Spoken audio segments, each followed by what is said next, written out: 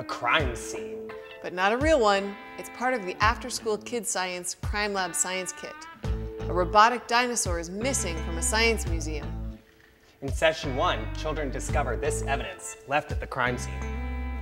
In the rest of the sessions, pairs of children test and examine evidence at stations to try to solve the crime. Evidence is clues that explain something or answer a question.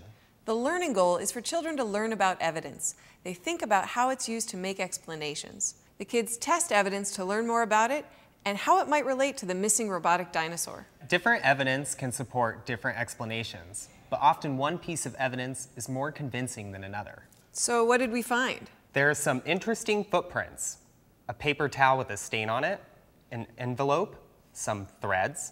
There's an earring, a guitar pick, a cup of clear liquid, and a ticket stub.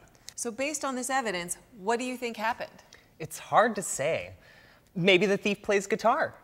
I'd really like to know more, like what is in that envelope? Let's find out. Ha ha ha, I'm smarter than all of you and you'll never catch me. If you ever want to see your dinosaur again, you'll give me 1 million chocolate bars? Whoa, who could have written that? Good question. In session 2, the children meet the 5 suspects. Children read the back of each suspect card out loud like this. I make a lot of money being a pro athlete. I even got most of my teeth knocked out playing hockey. Why would I steal? The leader reads a little more from the suspect information script. The police wonder if Puck really lost his teeth playing hockey, or if, instead, too much sugar rotted them. Next, the kids visit evidence stations. At the footprint station, the kids find out where each suspect's footprints were at the crime scene. There's also a station to learn about the ticket, and a station to find out what made the stain on the paper towel. At the stained paper towel station, the children use an aluminum pan you filled with water to the fill line. They tape a brown stain test strip to a wooden stir stick, like this. They set the stir stick on the aluminum pan so that the bottom of the test strip just touches the water, but the brown stain line does not. After a few minutes, check out the colors.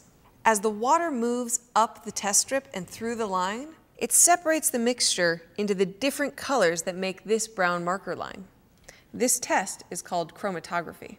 It looks like the colors match the kind of stain made by a brown marker. I see blue and pink and yellow on both. At the end of session 2, and in the last 2 sessions, the leader adds to the evidence chart to keep track of who the children think each piece of evidence points to. The stain wasn't from candy-coated chocolates, so that might get Puck off the hook, but Stu had a brown marker with him.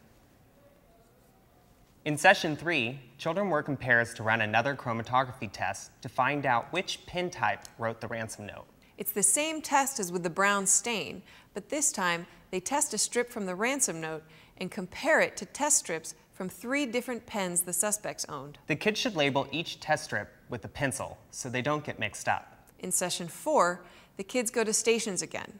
At one, they use pH paper to help identify what the cup of clear liquid was left at the crime scene. The kit has more information on this. Some liquids can be dangerous. True, and pH paper can help identify those, but there's nothing dangerous in this kit. First, the kids dip a piece of pH paper into the cup labeled tap water.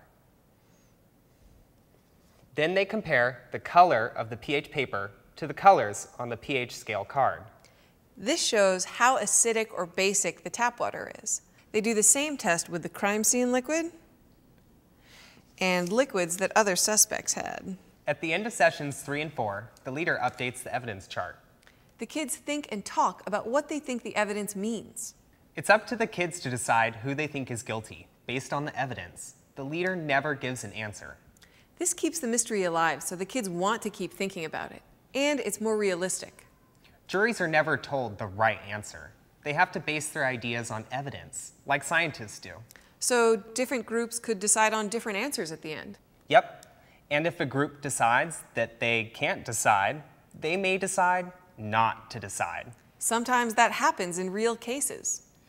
So if you want an answer to the mystery we've introduced here, try it out with your after-school kids and see what they come up with. And whatever they decide, that's your answer, even if it's not an answer.